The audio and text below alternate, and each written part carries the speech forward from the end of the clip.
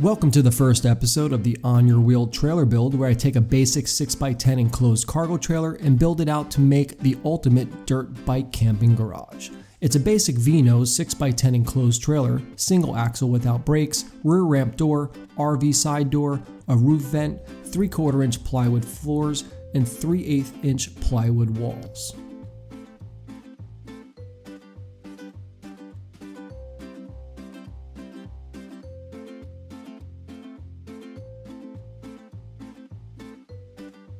I bought fake wood sheet vinyl flooring from Lowe's for about $75 and made a cardboard template for the V-nose. I didn't secure the flooring with glue or tape because it's such a small area and it seems to be staying down on its own. The reason I'm building this trailer is because I like to do a lot of dispersed camping or boondocking and stay in a single location for a couple of weeks. I found with the extra dirt bike gear and tools, the need for more water, the need to have an organized living space, the van just didn't give me enough room. Watch for a video of my van, a 2006 Ford E350 converted to 4-wheel drive.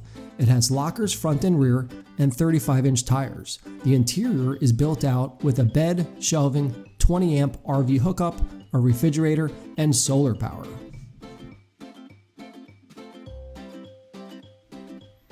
I went to Home Depot and found a gallon of gray paint on their mess-up shelf for $9. The bare, unprimered wood walls really absorbed the paint, and I barely just had enough.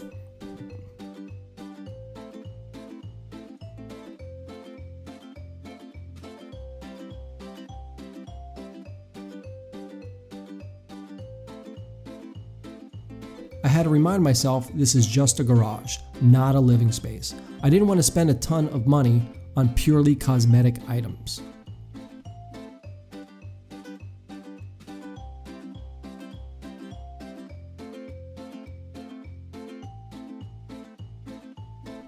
And there's the finished product. It actually looks better than the inside of my van. I bought E-Track from Harbor Freight, and using my friend's bike, I measured where I want the bike to be for the bike Binderz restraint system. I tried to leave enough room between the rear tire and rear door to accommodate different size bikes. Thanks to my friend Tommy for this great shot of his feet.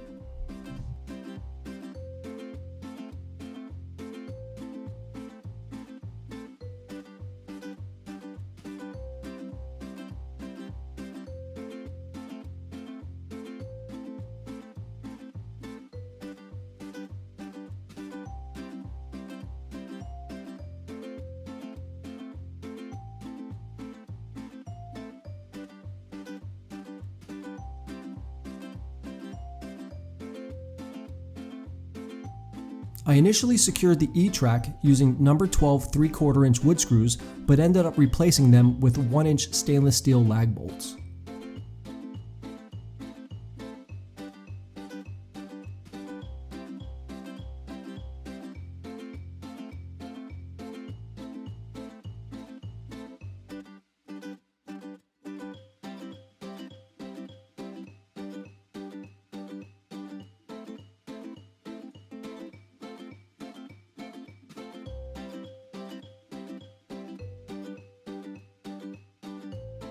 Checking the fit with the bike binders. The bike isn't in gear and it was moving a bit. With the wheel turned and the bike in gear, it moved less.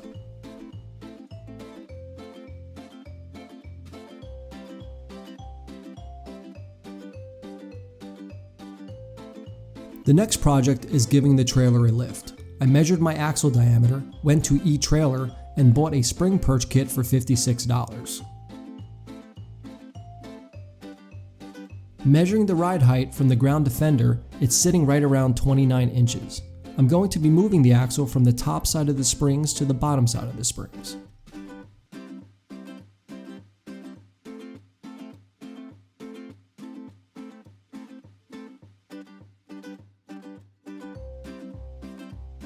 After unbolting the axle, we tried to snake the axle out between the frame and spring.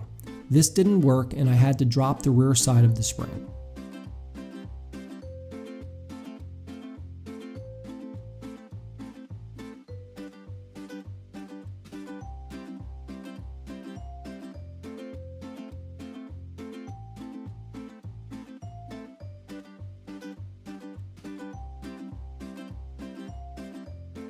I cleaned up the axle using an angle grinder and flap disc and had a friend weld the perches.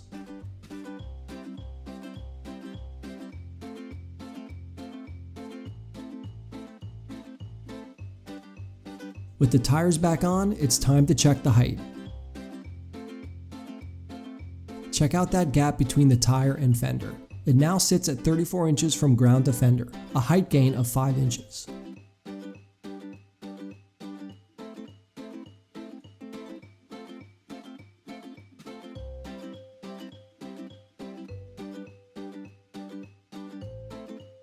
And that's it for the first episode. In the next episode, you'll see me do a bit of woodworking.